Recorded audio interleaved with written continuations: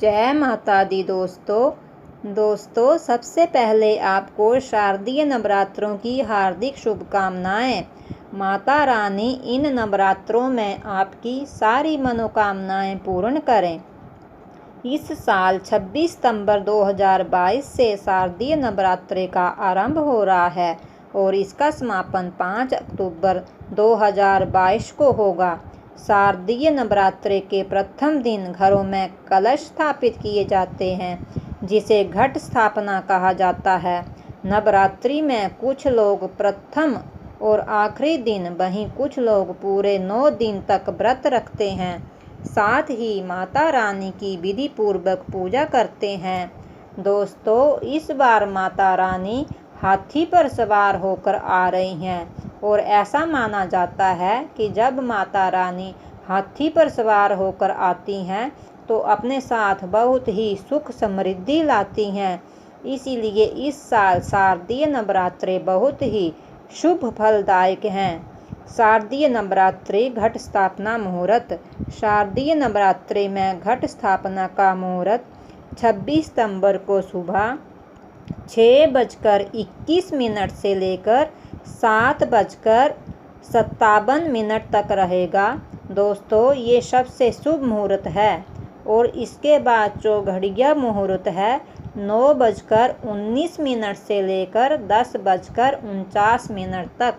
दोस्तों, अगर आप इन मुहूर्तों में कलश स्थापना न कर सकें तो अभिजीत मुहूर्त में कलश स्थापना करें और अभिजीत मुहूर्त का समय है 11:55 से लेकर 12:42 तक।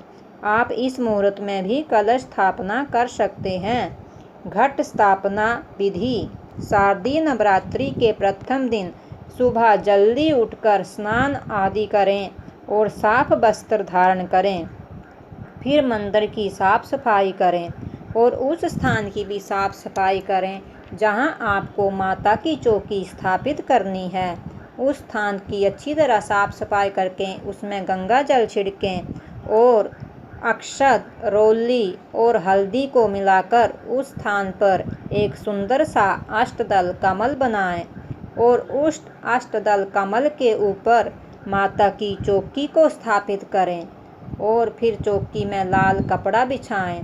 लाल कपड़ा बिछाने के बाद अगर आपके पास माता की मूर्ति है तो उसे स्थापित करें और मूर्ति नहीं है तो आप तस्वीर स्थापित करें और उसके बाद माँ को लाल चुनरी चढ़ाएं और आप जो भी माता के लिए जो श्रृंगार लाए हैं उससे पूरा माँ का श्रृंगार करें। उसके बाद कलश स्थापना के लिए मिट्टी के पात्र में मिट्टी डालकर उसमें जौ के बीज बोएं। इसके बाद एक तांबे या मिट्टी के कलश में रोली से स्वास्तिक बनाएं और कलश के ऊपरी हिस्से में कलावा बांधें।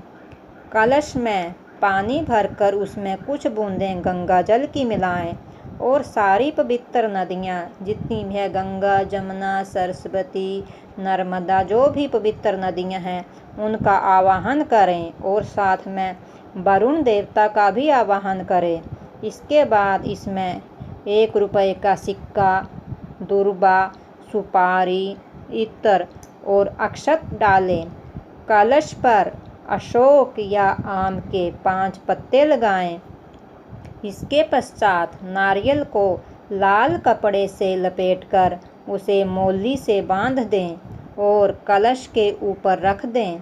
फिर कलश को मिट्टी के उस पात्र के ठीक बीचों बीच रख दें। कलश स्थापना के साथ नवरात्रि में माता रानी के नाम की अखंड ज्योत जलाएं। अगर आप अखंड ज्योत नहीं जलाते हैं तो सुबह शाम दूसरी ज्योत जला सकते हैं और जो अखंड ज्योत जलाते हैं वे घट स्थापना के बाद माता रानी की अखंड ज्योति जलाएं और माता का पूजा अर्चन करें। उसके बाद अगर आप दुर्गा सप्तशती का पाठ करते हैं तो उसका पाठ करें और उसके बाद माता का पूजा अर्चना करके धूप दीप से आदि से माता को प्रसन्न करें और माता को भोग लगाएं। नवरात्रि के पहले दिन माँ को शुद्ध देशी गाय के घी का भोग लगाएं। इससे आरोग्य की प्राप्ति होती है।